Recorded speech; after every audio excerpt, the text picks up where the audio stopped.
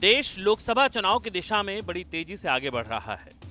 3 दिसंबर को 5 राज्यों के विधानसभा चुनाव के नतीजों के साथ ही देश की राजनीतिक पार्टियां दिल्ली की गद्दी के लिए जंग शुरू कर देंगी। लेकिन इन सबके बीच बिहार की सियासत किस करवट बैठेगी, इस पर हर किसी की नजर होगी। महागठबंधन की सरकार चला रही जेडीयू और आरजेडी के बीच सब कुछ ठीक नहीं चल रहा है। खासकर नीतीश और लालू के बीच एक ऐसी लड़ाई चल रही है जो देश की सत्ता के लिए जोर लगाने वाले दोनों बड़े दल बीजेपी और कांग्रेस के लिए रास्ता मुश्किल भी कर सकती है और आसान भी। जिस इंडिया गठबंधन को लेकर विपक्ष एकजुटता की बात कर रहा है, उसके बीज नीतीश ने डाले हैं। नीतीश ही वो पहले नेता थे जिन्होंने अपनी कोशिशों से इंडिया गठबंधन की मजबूती के लिए बेहतर और सफलतम प्रयास किए।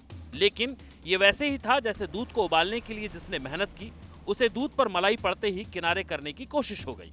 इसके पीछे आरजेडी के लालू प्रसाद यादव की भूमिका को ना सिर्फ नीतीश बल्कि उन्हें चाहने वाले भी मानते हैं। लालू ने ऐसा क्यों किया, इसका जवाब तो कोई नहीं जानता, लेकिन कहते हैं कि लालू ने कभी नहीं चाहा कि राजनीति में कभी नीतीश के सीनियर रहे लालू अपने से बड़े कद पर नीतीश को देखें। नीतीश संयोजक की भूमिका में इंडिया गठबंधन की नाव को लेकर आगे जाना चाहते थे, लेकिन लालू ने कांग्रेस के साथ मिलकर उन्हें ही साइडलाइन कर दिया। लालू की इस कोशिश को नीतीश भांप गए और उसका असर बिहार की राजनीति में महागठबंधन पर दिखाई देने लगा।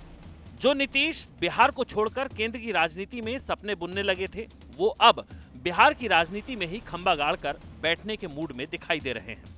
लालू की कोशिश थी कि नीतीश केंद्र की राजनीति में व्यस्त हों तो वो अपने बेटे और बिहार के डिप्टी सीएम तेजस्वी को सूबे की सत्ता पर विराजमान करा सकें। लेकिन लालू ने डबल गेम खेलकर नीतीश को चौकन्ना कर दिया। अब नीतीश आरजेडी के साथ कितना लंबा चलेंगे, क्या वो एक बार फिर लालू यादव को उनकी ही चाल में फंसाने के लिए एनडीए का दामन थाम लेंगे, ये नीतीश ही जाने। बीते समय में कई ऐसे बयान और घटनाएं हुई जिसने ये सोचने पर मजबूर कर दिया कि नीतीश एनडीए का हिस्सा हो सकते हैं।